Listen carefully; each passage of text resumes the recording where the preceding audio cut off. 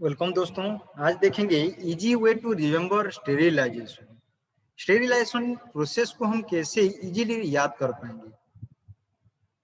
ऊपर चैनल को आप लोगों ने सब्सक्राइब नहीं तो सब्सक्राइब कर दीजिए, लाइक कीजिए, कमेंट कीजिए। चलो दोस्तों देखते हैं स्टेरिलाइजेशन का मतलब क्या है। ओके, स्टेरिलाइजेशन एक तो प्रोसेस है।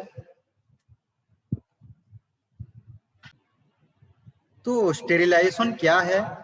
स्टेरिलाइजेशन एक तो प्रोसेस है जिसमें क्या किया जाता है, जितना भी माइक्रो ऑर्गेनिज्म रहते हैं उनको मार दिया जाता है या रिमूव कर दिया जाता है।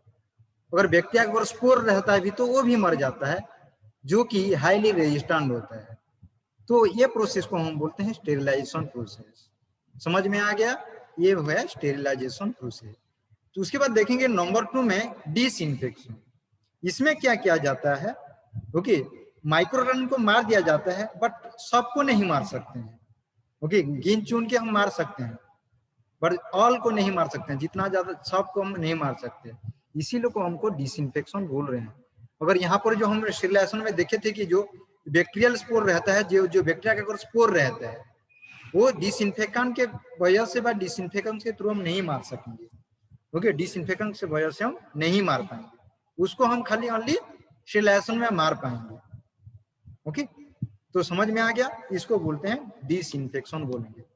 ओके, अगर डिसइंफेक्शन में जो एजेंट लगता है, ओके, डिसइंफेक्शन में जो एजेंट लगता है उसको डिसइंफेक्टेंट बोला जाता है। ओके, वो एजेंट क्या है? केमिकल है। ओके, जो कि डिसइंफेक्शन करने के लिए व्यवहार किया जाता है। ओके, और आप लोगों को एक चीज याद रखना चाहिए, डिसइंफेक्टेंट जो होता है ओनली हो इन एनिमेट ऑब्जेक्ट्स में उसको व्यवहार कर पाएंगे, इन एनिमेट ऑब्जेक्ट्स में व्यवहार कर पाएंगे। ओके, इन एनिमेट का मतलब क्या है? मीन जो ऑब्जेक्ट अगर लाइव नहीं रहेगा, ओके, उसको बोलते हैं इन एनिमेट ऑब्जेक्ट। जैसे स्टोन हुआ, अगर हॉस्पिटल का जैसे टेबल हुआ, या जैसे आपका टेथोस्कोप हुआ, ओके, बीपी मशीन जो स्पिगोमानोमीटर हुआ, ये सब इनएनिमेट ऑब्जेक्ट्स है। इसको हम इसका ऊपर क्या कर सकते हैं? डिसइंफेक्टेंट देके उसको क्या कर सकते हैं? क्लीन कर पाएंगे, जिसके वजह से अगर वहां पे अगर माइक्रो ऑर्गेनिज्म वगैरह रहेगा तो क्या हो जाएगा? उनका डेथ हो जाएगा और किल्ड हो जाएंगे या डिस्ट्रॉय हो जाएंगे। ओके, समझ में आ गया? ये था तीन तो इंपोर्टेंट डेफिनेशन ऑफ। ओके, उसके बाद देखेंगे नेम ऑफ द एटम्स और स्टेरिलाइजिंग एजेंट और प्रोसेस क्या है। तो पहला जो देखेंगे नंबर 1 में एम्पुल्स। Okay, ampoules. ओके, जो एम्पुल्स हॉस्पिटल में डिफरेंट एम्पुल्स देखेंगे। ओके, जैसे पैरासीटामोल का अगर देखेंगे एम्पुल्स आ गया। ओके, डिफरेंट वे से हम एम्पुल्स देखने को मिलेगा। ओके, जिसको 70% आइसोप्रोपाइल अल्कोहल में उसको स्टेरिलाइज कर पाएंगे, और स्टेरिलाइजिंग एजेंट होगा 70% आइसोप्रोपाइल अल्कोहल। उसके बाद नंबर 2 में देखेंगे airways. Okay, airways single use pre sterilise items are preferred, जिसमें हम किसके वजह से हम स्टेरिलाइजिंग एजेंट क्या होगा? आयोनाइजिंग रेडिएशन होगा। ओके, आयोनाइजिंग रेडिएशन क्या होता है? ओके, एक कमर्शियल टाइप का स्टेरिलाइजेशन है।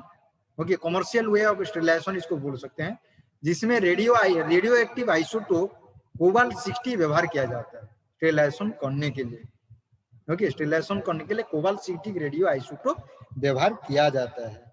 ओके, वो कोबाल्ट जो 60 रेडियो एक्टिव आइसोटोप का काम क्या है? ये क्या करता है? इलेक्ट्रोमैग्नेटिक वेव्स प्रोड्यूस करता है, जिसको हम गामा वेव्स बोल रहे हैं। ये गामा वेव्स, ओके, जो कि बड़ा बड़ा इंडस्ट्री में व्यवहार किया जाता है स्टेरिलाइजेशन करने के लिए। ओके, उसके बाद नंबर 3 में देखेंगे बावेल्स, सर्जिकल बावेल्स। ओके, उसको कैसे स्टेरिलाइज किया जाएगा? ऑटोक्लेविंग प्रोसेस में किया जाएगा, ऑटोक्लेविंग प्रोसेस में किया जाएगा। ओके, नॉर्मली जो ऑटोक्लेविंग किया जाता है, जो भी अगर एटम्स हुआ, जैसे यहाँ पर हम क्या देखें? बावेल्स और सर्जिकल बावेल।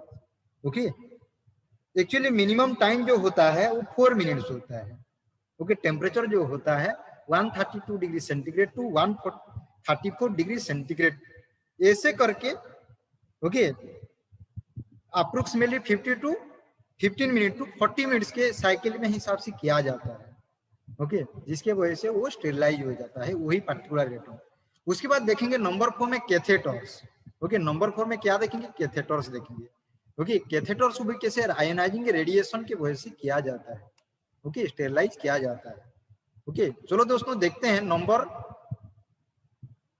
ओके, नंबर 6 में हम देखेंगे, ओके, एंडोस्कोप। ओके, एंडोस्कोप को कैसे स्टेरलाइज किया जाएगा, ये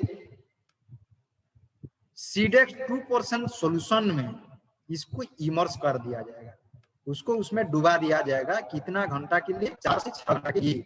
उसके बाद नंबर 7 में देखेंगे एंडोट्रैकेल ट्यूब, जो एटम्स है, इसको कैसे स्टेरलाइज किया जाता है, ओके, हीट स्टेरिलाइजेशन में किया जाता है। ओके, नंबर 8 में देखेंगे ग्लोव्स, ग्लोव्स को कैसे स्टेरिलाइज किया जाता है, ऑटोक्लेविंग में किया जाता है। ओके, उसके बाद देखेंगे लारिंगोस्कोप ब्लेड। ओके, लारिंगोस्कोप का जो ब्लेड रहता है उसको अल्कोहल 70% में स्टेरिलाइज किया जाता है। ओके, अल्कोहल 70% टू स्टेरिलाइजिंग एजेंट हिसाब से काम करता है। उसके बाद ऑपरेटिंग रूम। ओके, जो ऑपरेशन रूम रहता है, जो रूम में अगर ऑपरेशन किया जाता है वो ऑपरेटिंग रूम होता है। उसमें क्या किया जाता है, फ्यूमिगेशन किया जाता है विद फॉर्मालिन।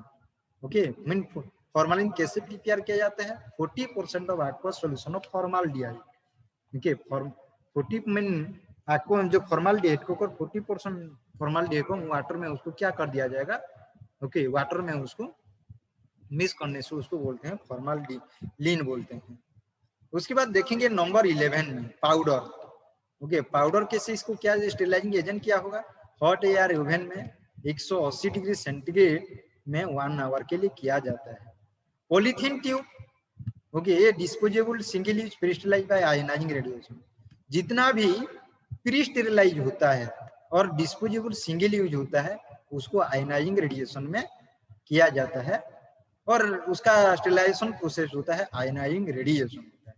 उसके बाद स्किन, स्किन को कैसे क्लीन किया जाएगा, ओके, सेवलॉन में भी कर सकते हैं स्किन को, या अल्कोहल में, अल्कोहल 70% भी कर सकते हैं, या पोविडोन आयोडीन 2.5% में भी हम क्या कर सकते हैं, क्लीन कर सकते हैं। ओके, उसके बाद टोनोमीटर। ओके, टोनोमीटर को कैसे इसको स्टेरिलाइज किया जाएगा, sodium hypochloride solution, okay, 2 to 4%, okay, immerse कर दिया जाएगा, उसमें डुबा दिया जाएगा टोनोमीटर को, सोडियम हाइपोक्लोराइड 2 to 4% में डुबा दिया जाएगा, कितना मिनट के लिए, 5 मिनट्स के लिए, ये भी इंपॉर्टेंट है। उसके बाद देखेंगे नंबर 15 में ophthalmic surgical instrument. Ophthalmic surgical instrument, इसको भी सोडियम हाइपोक्लोराइड 2 to 4% सॉल्यूशन में डुबा दिया जाएगा, कितना मिनट के लिए, 5 मिनट्स के लिए। ओके, समझ में आ गया।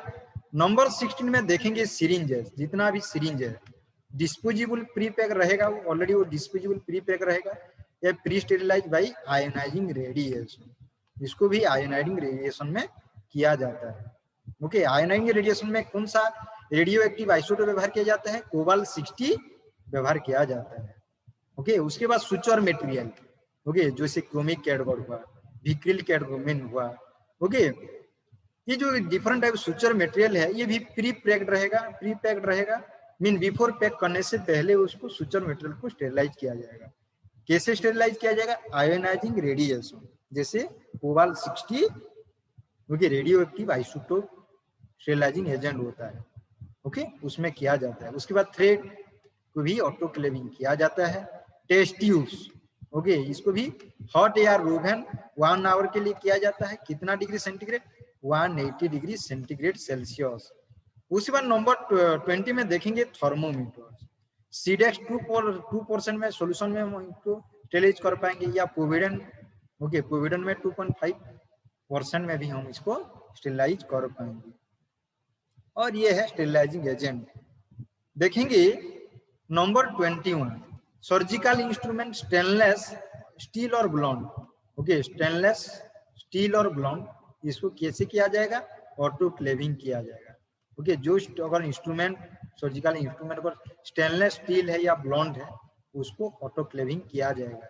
सर्जिकल शार्प इंस्ट्रूमेंट जो रहता है उसको सीडेक्स 2% सॉल्यूशन में, ओके, उसको स्टेरिलाइज किया जाएगा। लाइजॉन 5% में भी स्टेरिलाइज कर सकते हैं।